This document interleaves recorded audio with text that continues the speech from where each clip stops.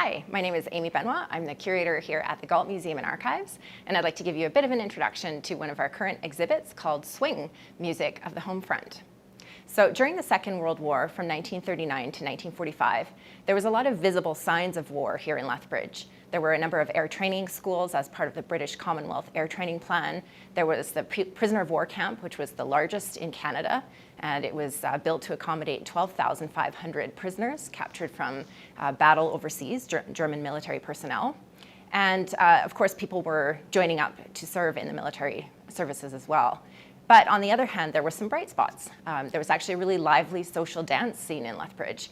And of course, this was the era of the big band and the swing music. And so that was something that kind of kept people's spirits up during that difficult time. Lethbridge had three main dance halls. There was the Trianon Ballroom, and that was located on the corner of 1st Avenue and 5th Street, up on the 2nd floor. There was the Henderson Lake Dance Pavilion, and there was the Rainbow Ballroom up on the north side. And all three were hopping several times a week with live musicians. So one of the most popular dance bands here in southern Alberta during the Second World War was called the Anderson Sisters. And these were four sisters who were born in Monitor, Alberta: Florence, Marie, Ruth, and Alice Anderson. And these four sisters grew up with music. They started training in various musical instruments right from a young age. And in 1937, the family moved into Lethbridge. And almost right away, their father, Martin, got them a job playing on air on CJOC radio several times a week. The Anderson Sisters became one of the biggest dance bands in southern Alberta, and they played at the Trianon Ballroom, at the Henderson Lake Dance Pavilion, and at Waterton Lakes Dance Pavilion. And they were actually the longest running band at Waterton, running for about 5 summers in a row. So we have a few artifacts here at the Galt Museum and Archives that relate to the Anderson Sisters. We have Alice's clarinet that she used as a member of the Anderson Sisters dance band, and we also have her cap. So the sisters, when they were performing on stage, all wore matching uniforms, and they kind of mimicked a military sort of style.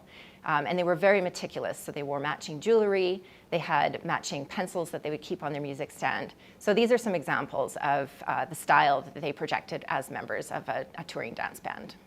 Another one of the really popular dance bands in Lethbridge was the Alberta Ranch Boys, and this was a cowboy swing band. So they formed in 1937. It was a group of friends that got together and formed this band, and they played in the Lethbridge Exhibition Parade just 3 days after they formed as a band. Pretty soon they were touring all over British Columbia, and they landed in Vancouver, where they got a regular gig playing on live radio shows for military personnel. So this band became extremely popular. They toured across Canada, and they were actually invited to play in New York. But because the band members felt that they needed to be a little closer to home and started to settle down with families, they decided to give up the touring life and stay closer to home here in Lethbridge. So we have examples of a few of the pieces of the uniforms that the Alberta Ranch Boys wore when they were touring and playing. One of the outfits here, this shirt, was part of their outfit that they used when they were touring on the rodeo circuit. And the red boots belonged to Joe Horhauser. And a little bit later on, they decided to wear matching blazers while they performed on stage as part of a dance band, just to project a bit of a different image. But this band played together for many years. Some of the members changed over time, but they were definitely one of the long-standing big bands in Lethbridge. Lethbridge had a huge prisoner of war camp during the Second World War. It was built to accommodate about 12,500 prisoners, and these were German military personnel who were captured in battle, mainly in North Africa.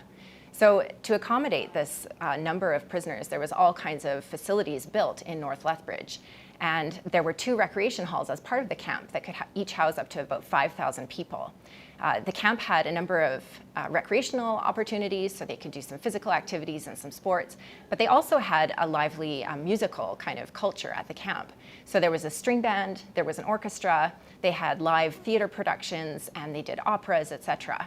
And so we have some of the instruments here at the Galt Museum and Archives that were used as part of the musical groups in the prisoner of war camp. So this tuba was brought with one of the captured personnel from North Africa. It was made in Germany and played here in Lethbridge. And the accordion was also played in the camp.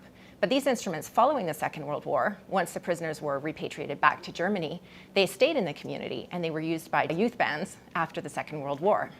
So all of the foxtrots, the waltzes, the jiving that was happening during the Second World War, this was really a time when people were coming together and looking for bright spots in sort of the very difficult times of war. And this was a way that the community was finding some resilience and some manner of joy and hope. After the Second World War, big band music continued to be popular, but really its heyday had passed.